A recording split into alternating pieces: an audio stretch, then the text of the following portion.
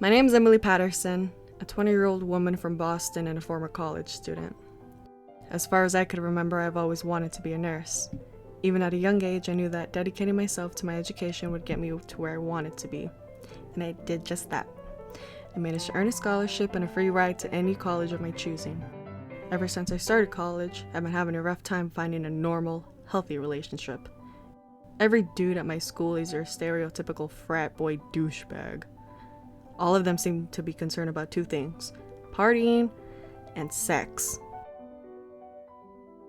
Before starting college, I had a long-term boyfriend. We met in art class in 8th grade and we were a couple all through high school. We were both straight-A students, which meant we both earned scholarships and the opportunities to attend any college we wanted. While I was interested in nursing, he was interested in getting a law degree and becoming a lawyer. He broke the news to me 6 months before I was supposed to leave for school that he was going to attend Yale. He told me that a long-term relationship would be very hard on the both of us, and that he wanted to break up. I agreed with him, even though I didn't want to. It has taken me 3 years to fully get over him. While I knew it probably wasn't going to work out, I still loved him. Now that I'm 21, I came to terms with our breakup. I decided to make an account on Tinder, and sadly it was a hit or miss. Some guys seemed nice, but weren't my type. Others were just like the boys in my college. Some were the boys from college. I know I probably should have mentioned this part, but you wouldn't believe the amount of dick pics I got using that stupid app. They asked for my Snapchat, and as soon as I added them, I'd receive a picture of their greasy dick. Do you really think that works? Maybe on some girls, but not me. I'm a bit classier than that. One day I got a match. He was a smaller man, which I had no issue with at all. I like smaller men, and he was exactly my type. He was 23, had shoulder-length hair, he was blonde, and he had strong facial features. I'm 6 foot, and his profile said he was 5'6", which I thought was really cute. Growing up, I've always been a tall girl in school, so I've always been more comfortable being taller than my boyfriends. I'm gonna be honest here, I have a thing for small men I can just pick up and put in my pockets. He asked if he could take me out on a date. He told me that he didn't really like texting or talking over the phone since it's hard to read emotions when you can't see someone's face. While I thought it was a bit quick for a question like that, I thought it was very brave of him to ask and very romantic. This generation seems to have forgotten that girls like being romanced. They tend to think being in a relationship is all about having pussy on tap. They don't realize that your partner should be your best friend, someone you trust, not just a sex toy that you can call on anytime you're horny. He told me to dress nicely and meet him at this really nice Italian restaurant about 5 miles from my dorm. I showed up in a fancy red dress and high heels, not really knowing what to expect. I was super nervous and my mind was racing. Why did I get here before him? What if he's been catfishing me? What if he's some sort of rapist or some sort of sex trafficker trying to kidnap me? Maybe these thoughts were all just stupid, and I was just letting my anxiety get the better of me. I honestly didn't know what to expect until he pulled up about 6 minutes later in this really nice, all-black muscle car. I'm not a car girl whatsoever, so I couldn't tell you what it was exactly, but the brand was Nissan and it looked very, very expensive. When he got out of his car, my heart melted. He was so handsome. He was wearing this nice, very expensive black suit with a red tie and a really nice pair of red Jordans. I could tell that he had just shaved. His face was baby smooth. His hair blew perfectly with the wind. I could tell that he takes really good care of it. I assumed he shampoos and conditions it on a pretty regular basis. He was beautiful. He looked like a smaller, cuter James Bond, or a less intimidating Bruce Wayne. Once he saw me, his face lit up like a child's on Christmas. He walked up to me and asked, "Did you have a hard time finding the place?" I didn't answer right away, but I shook off my awkwardness and answered him with, "Not at all. I don't live that far from here. I also have Google Maps." He chuckled at that and replied back, "Fair enough. I mean, you did get here before I did. By the way, I'm sorry it took so long. I had to make sure I didn't miss a spot shaving before I left. I'm not gonna lie, sometimes it take a while to get ready. My mom has this running joke that I was the girl she never had, since I usually took longer than she did to get ready in the morning." We both laughed at that one. I can't lie. I thought it was charming. I told him that there was nothing wrong with a man who likes looking good. He told me that we should start heading in before they cancel our reservations. We started walking towards the door. After a couple of steps, he asked if he could hold my hand while we walked into the restaurant, I grabbed his hand and told him, "Of course." He opened the door for me and walked us to our table. The restaurant was gorgeous. I couldn't believe what I was seeing. I was kind of expecting one of those checkerboard floor-style spaghetti restaurants. It was far from that. There was a chandelier hanging in the middle of the room with a massive marble fountain underneath it. There was a guy in the corner of the building playing an accordion that looked like the Italian chef from The Simpsons. I was actually super nervous because all of this was definitely out of my price range. When we got to our table, my date pulled my chair out for me and made sure I was comfortable.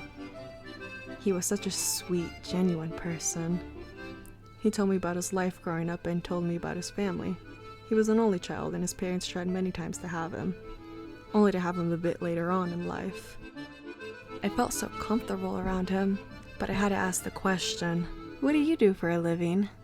He chuckled to himself and told me, It might be weird, but I managed to put some stock into Bitcoin. And I pulled out right before things turned to shit.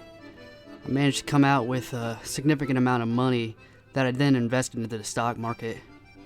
I currently have $2 million sitting in my bank account as we speak.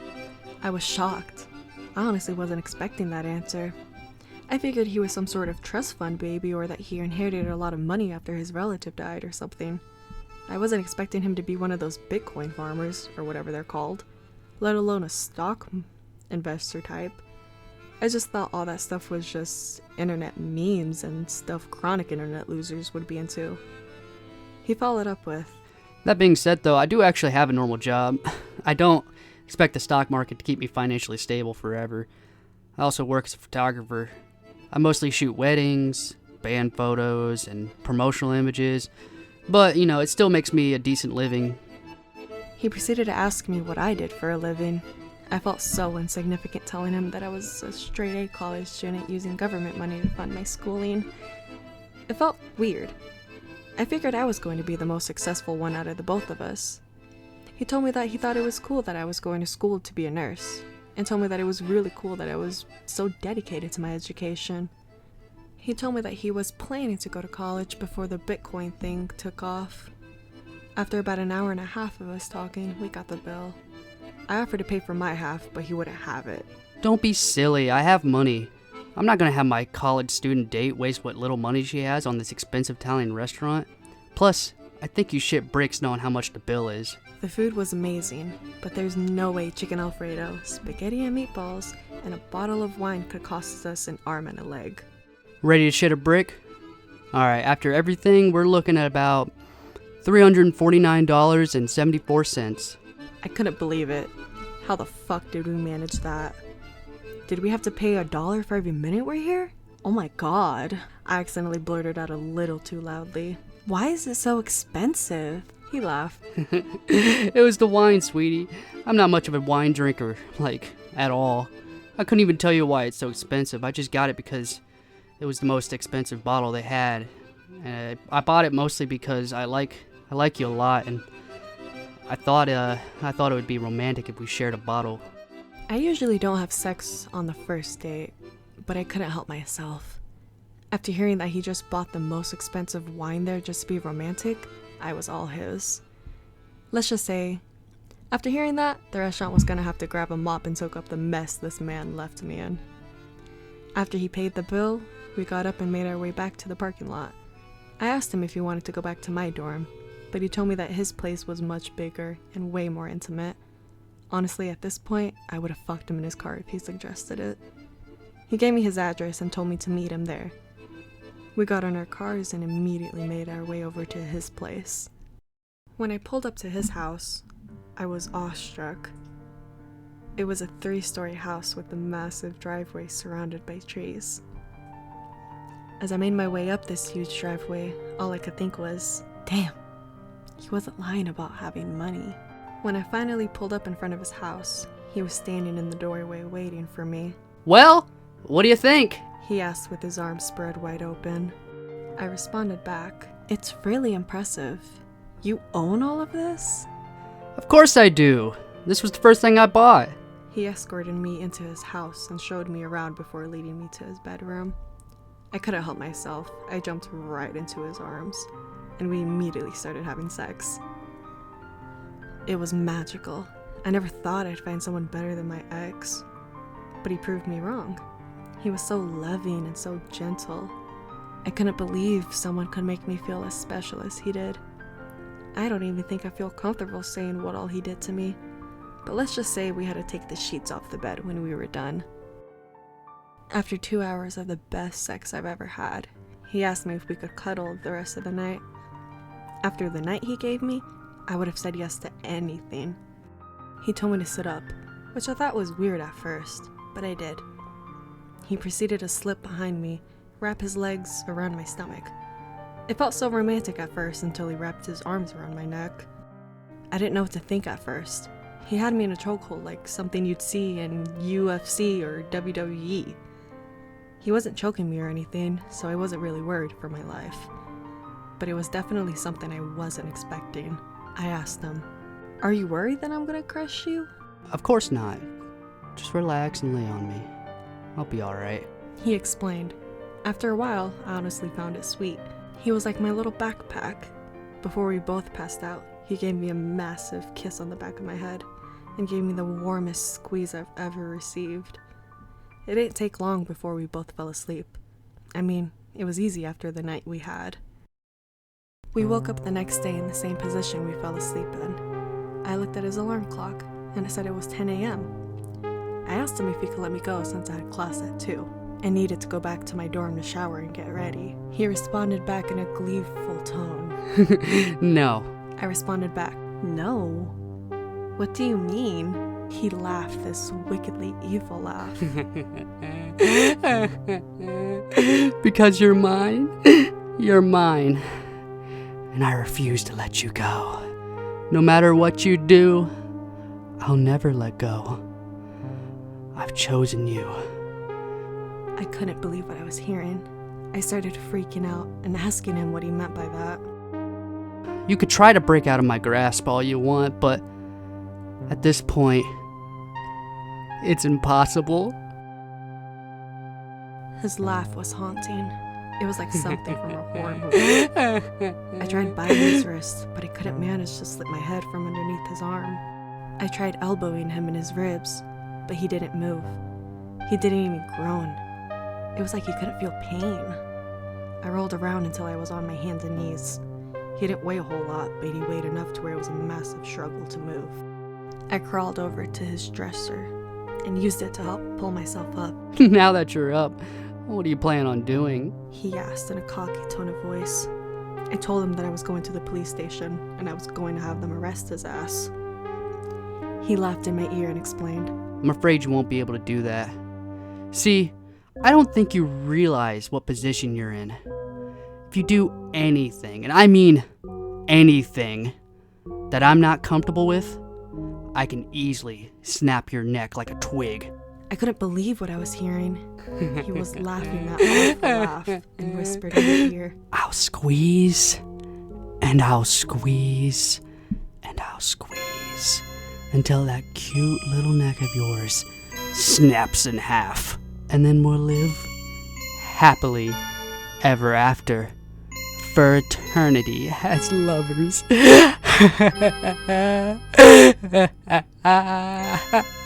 His laugh was louder than ever. It echoed down every hallway in his house and sounded like there were multiple of him laughing at my nightmare.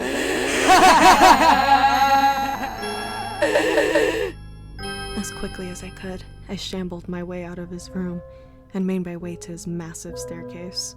I knew I couldn't walk down all those stairs, so I grabbed onto his handrails and slowly dropped down to my ass. You sure are a smart one, aren't you? In a situation like that, I probably would have tried running down the stairs. Of course, if you did that, you probably would have slipped and fell down every step. And we don't want that now, do we? He asked. I managed to slide down every step and proceeded to pull myself back up using his handrails. I walked back to my car and made my way back to my dorm.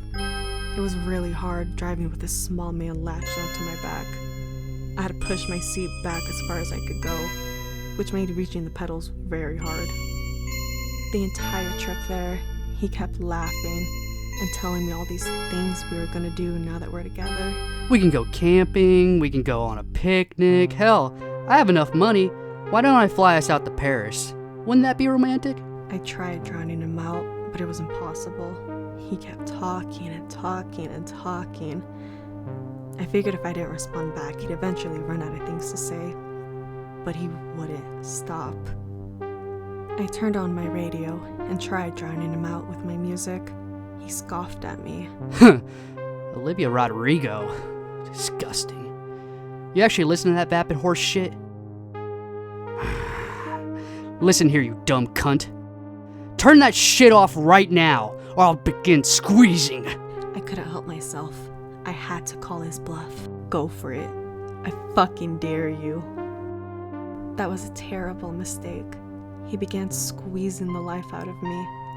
I tried my hardest to pull his arm off my throat, but no matter how hard I tried, he wouldn't let up. I couldn't breathe and my vision was fading fast. Once I noticed the car started to swerve, I let out a very wispy, Okay, I'll turn it off. His grip loosened and the air came back rushing into my lungs. With every breath I took, my vision slowly started to come back. When I could finally see again, I saw that my car was heading towards a tree. I turned the wheel as hard as I could and narrowly avoided colliding with the tree. I started to steady my driving as he started in again. God damn, woman, you almost killed us. What is it with you girls and your inability to drive? Evolution really fucked you guys up, didn't it? You plead once a month, listen to shitty music, none of you know how to fucking drive a car. God sure does have a sick sense of humor, doesn't he? You know, he's up there, laughing at what he did. So many flaws, yet the much more superior male form has to rely on you to procreate. What a sick bastard. I yelled back at him. The only sick bastard is you. How dare you blame my driving on my gender knowing damn well that happened because of you and the sick fucking game you're playing with me. Shut up! He screamed in my ear. How dare you try standing up to me? Who do you think is in control right now? Because it certainly isn't you. Okay, from here on out, you only speak when I let you. You know what I'm capable of. So if you enjoy living, I highly suggest you shut the fuck up and only speak when I tell you to. Otherwise, keep that smart-ass mouth shut. Got it? The volume of his yell pierced my ear to the point where all I could hear was this loud, high-pitched ring. I finally pulled up to my university. Thankfully, my dorm was on the first floor, not too far from the side door I parked near. I pulled myself up and out of my car like a pregnant woman, and managed to slip through the side door and into my room.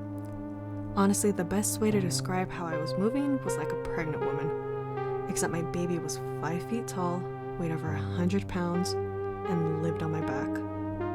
When I got into my room, I managed to take my shoes off, but the dress zipped up in the back. There was no way I could take it off with him latched onto me. I asked him if he could let go just for a second so I could take it off. He replied, What part of "I'll never let you go" did you miss? You're mine now, which means I'll never let you go. Besides, if I let you go, you'll probably just run off or do something I won't like. I asked, what about showering? It's kind of impossible to shower if I'm not fully naked. Honestly, I like you better with the dress on.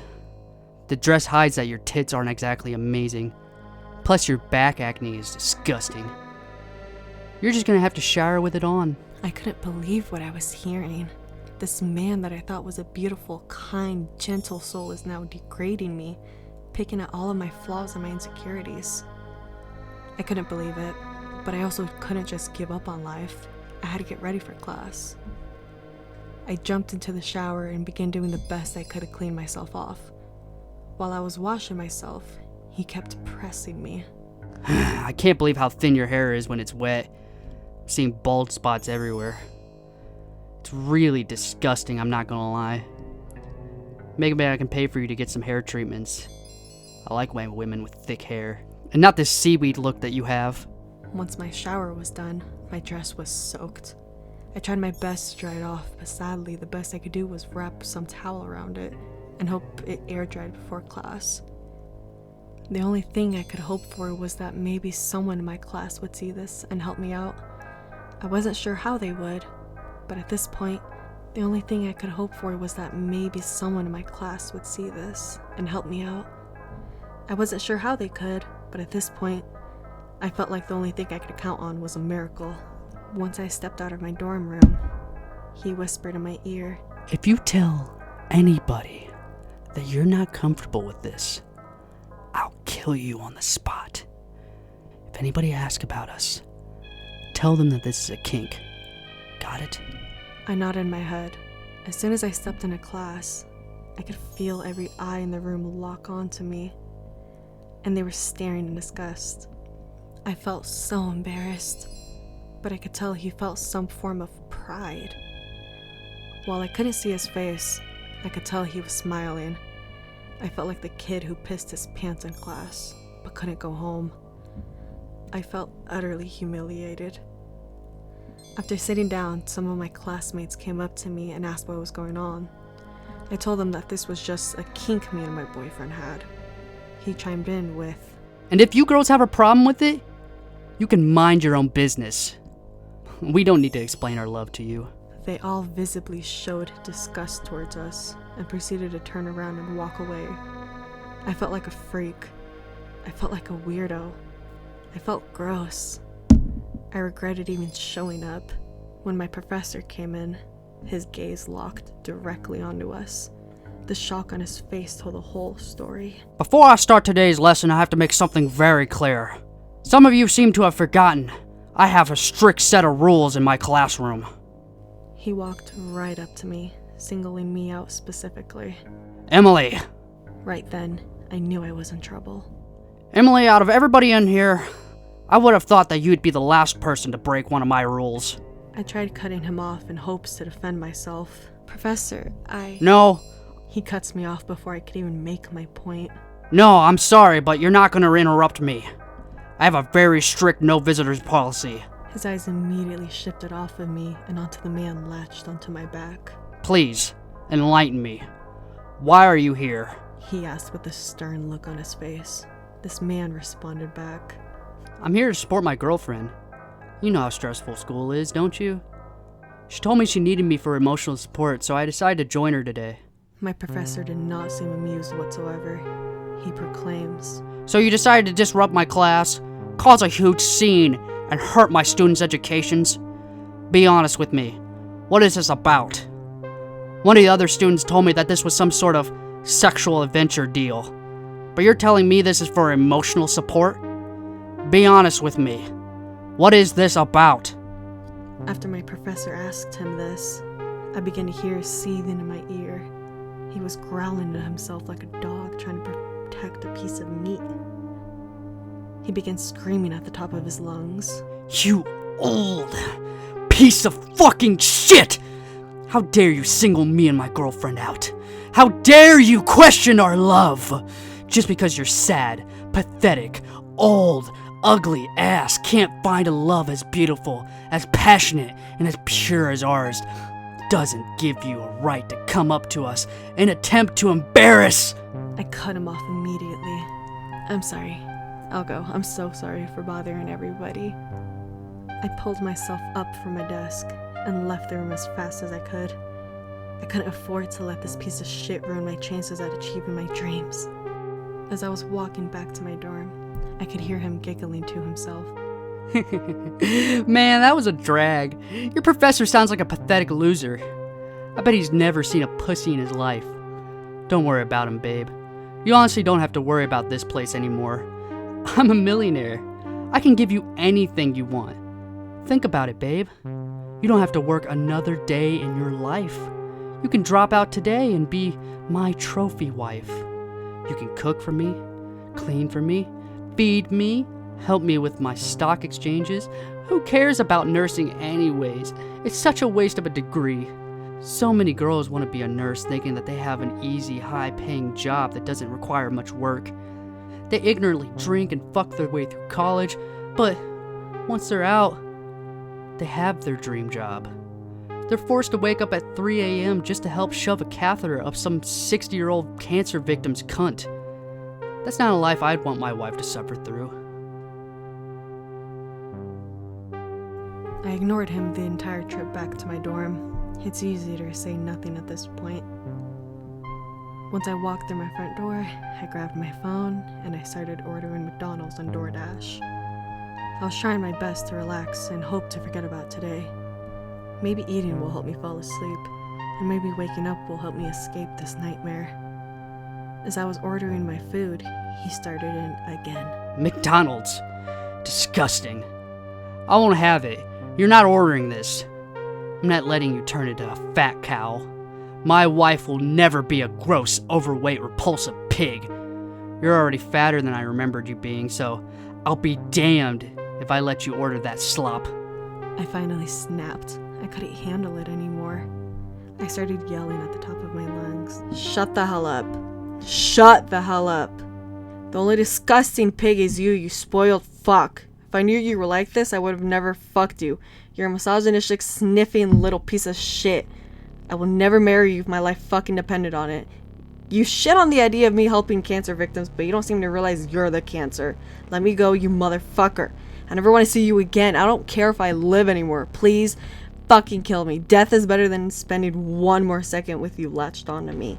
Surprisingly, he didn't respond the way I thought he would. With a very relaxed tone of voice, he responded back. I'm sorry you feel that way. Without warning, he began squeezing as hard as he could. As his grip became tighter and tighter, breathing became harder and harder. My vision was weakening again. I knew if I didn't do something now, I was going to be dead. I was on the brink of giving up all hope before I realized what I needed to do. I stood up, walked to an open section of the floor, and I jumped as high as I could. I managed to land on my back with all the force I could muster. I put all of my might into crushing this little shit.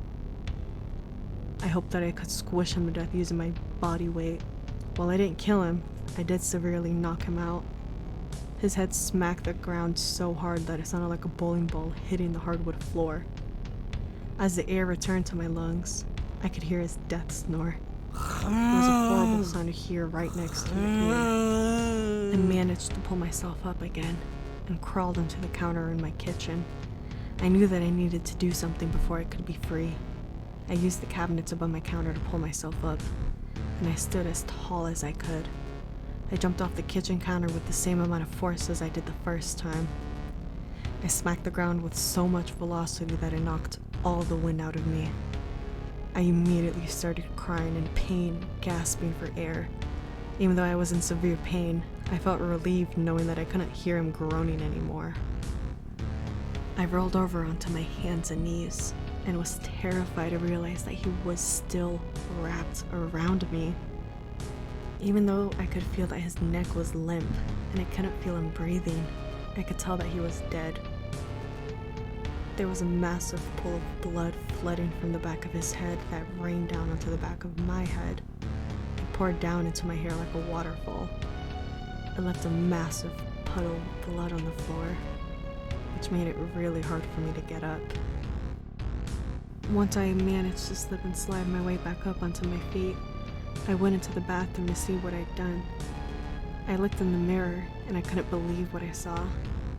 His eyes had popped out of his head, and I could see his brain through the hole I had made in the back of his skull. I started freaking out.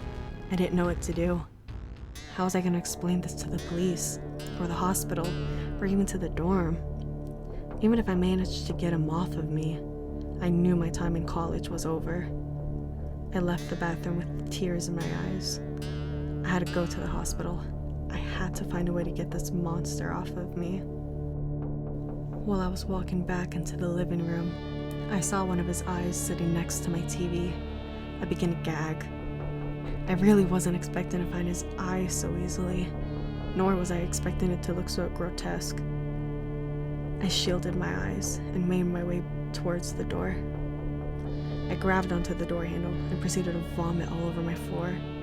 As I was looking down, I could see my vomit roll across the floor and mix with his blood. The two together made this weird, chunky, greenish purple.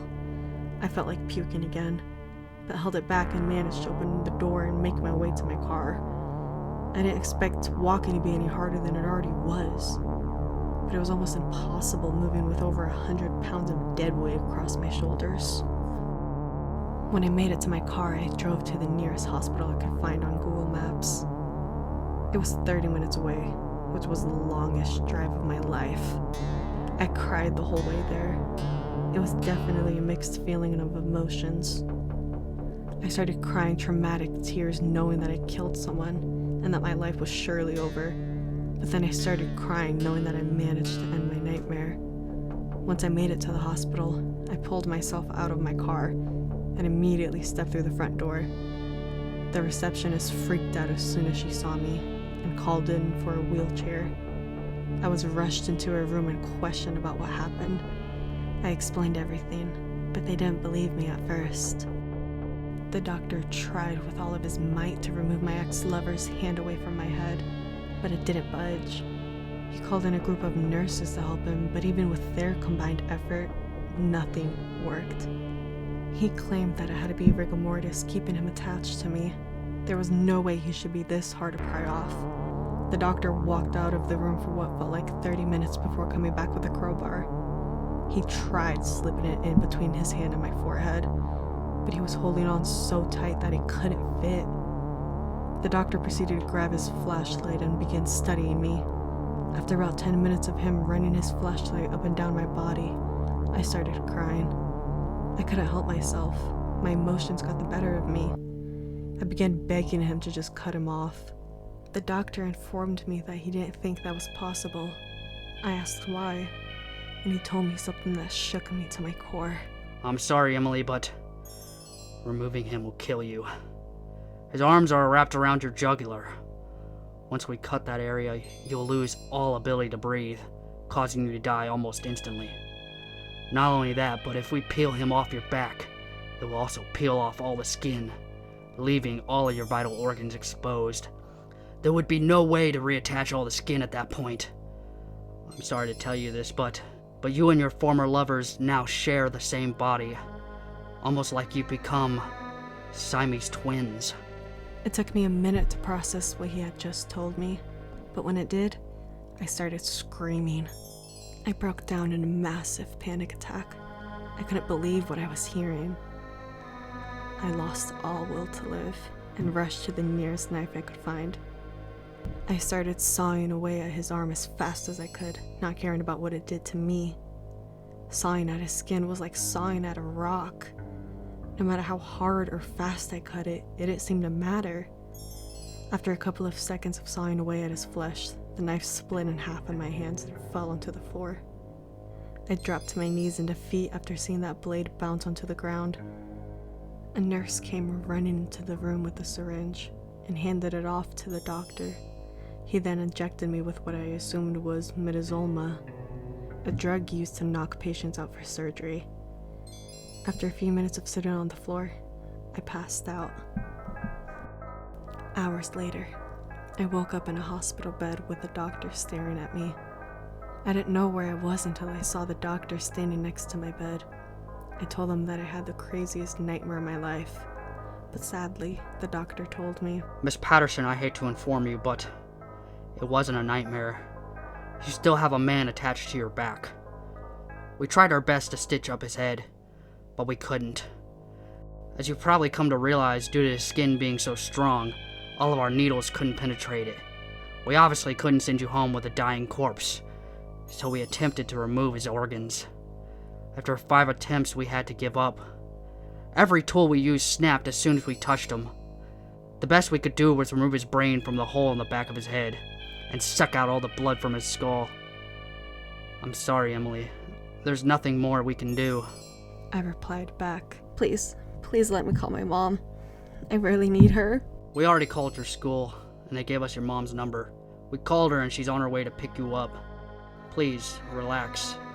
She should be here shortly. The doctor turned around and proceeded to leave. Right before he walked out of the room, he stopped in front of the door frame and sighed a massive breath. Emily, I have to be completely honest with you. I don't really know how much time you have. While a man attached to your back may have ungodly tough skin, we don't know what will happen to him when he starts to rot.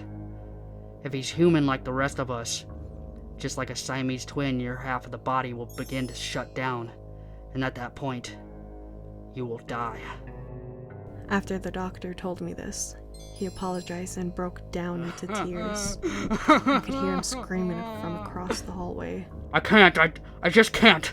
I quit. I knew what I signed up for, but what I witnessed isn't real. I quit. As soon as his screams died down, my mother was escorted in with a nurse. She ran into my arms and we both broke down in tears. We cried for hours, cursing God for what he had done to me. She told me she loved me, and she promised that, no matter what happens, she will always take care of me for the rest of my life. It's been 2 weeks since, and I've done nothing but lay in bed. I have fully given up on life. I refuse to shower. I refuse to brush my teeth. I refuse to eat. And I've been using a catheter and a bedpan to relieve myself. I've been avoiding anything that requires me to go to the bathroom. I promised myself that I would never look in the mirror ever again. I can't bear knowing what I've become. The curiosity got the better of me today, though. I had to see. I went to the bathroom, and I looked into the mirror above the sink. I regret it. What I saw was just like the doctor said, ungodly. He turned into a massive tumor. His arms were black. His legs are black. His whole body was turning black. And the areas on my body that his limbs were wrapped around have begun to turn black. Huge red veins are protruding out of his skin. Maggots are crawling out of his eye sockets. Most of his hair has fallen out, and his fingernails have also turned a dark brownish color. The part that disturbed me the most, though, and the part I can never unsee, is that he has a massive shit-eating grin across his face, stretching from ear to ear. Even though all his teeth had either fallen out or were starting to decay, it's still very visible that he's smiling because he knows that we will be together till death do us part.